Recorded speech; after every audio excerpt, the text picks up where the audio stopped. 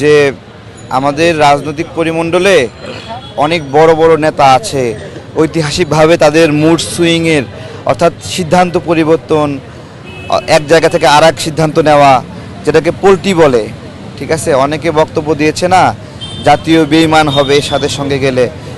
এই সিচুয়েশনগুলো ওনার ক্ষেত্রে কখনো আমরা দেখিনি। যেটা বলছেন তো বলছেন, সেভাবেই রাজনীতিটা করছেন আর কি। আর জাতীয়তাবাদী শক্তি অভিভাবক হিসেবে বেগম জিয়া আছেন। এই অবস্থা এমন যে দেখবেন যে ওনাদের কোনো বিদেশি শক্তির সাথে গোপন মিটিং অথবা প্রকাশ্য মিটিং অথবা অনেক সখ্যতা দেখানোর কোনো তৎপরতা আমরা দেখি না।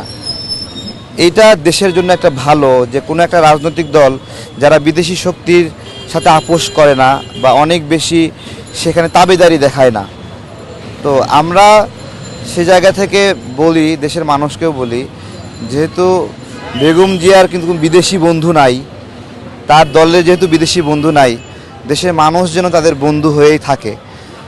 এটা যদি থাকে তাহলে দেশের জন্য ভালো হবে। এবং যদি এইরকম শক্তি ক্ষমতা আসে, প্রতিদিন একবার ইউরোপীয় ইউনিয়নের সাথে মিটিং করে, ফ্রান্সের সাথে মিটিং করে, অস্ট্রেলিয়ার সাথে মিটিং করে, আমেরিকার সাথে মিটিং করে, এই মিটিংগুলো দেশের জন্য অশুভ। রাষ্ট্র হিসেবে রাষ্ট্র এই মিটিং করতে পারে, কিন্তু রাষ্ট্র ক্ষমতায় না থেকে কোনো রাজনৈতিক দল এই ধরনের মিটিং করা মানে এটা একটা ষড়যন্ত্র।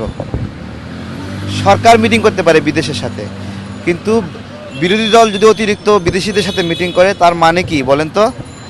তো এইটা বিএনপি কখনো করে না, এবং এই করে না বলেই 16 বছর তারা ক্ষমতার বাহিরে ছিল। তাদেরকে কেউই সমর্থন দেয়নি। ওই সেই পর্যায়ে ওই যে পিটার হাস আছে না, শ্রীলঙ্কা না মালদ্বীপে পরে চলে গেল নির্বাচনের সময় এসা, এই রকমই। ওই জায়গায় বিএনপি যদি আমেরিকার সাথে লিয়াজো করতো তাহলে সে যাইতো না নিশ্চিত। তো আমরা দোয়া করি, আমাদের মা, গণতন্ত্রের মা, ওনাকে আমাদের আরও প্রয়োজন, আমাদের লাগবে ওনাকে। হ্যাঁ, দেশের জন্য আল্লাহ ওনাকে বাঁচায় রাখুক। আর আমরা ভিতরে কোনো তথ্য পাইনি, এটা আনঅফিসিয়ালি আগ বাড়ায় কিছু বলা ঠিক না। সবাই যেরকম দাঁড়ায় আছে আমিও দাঁড়ায় আছি।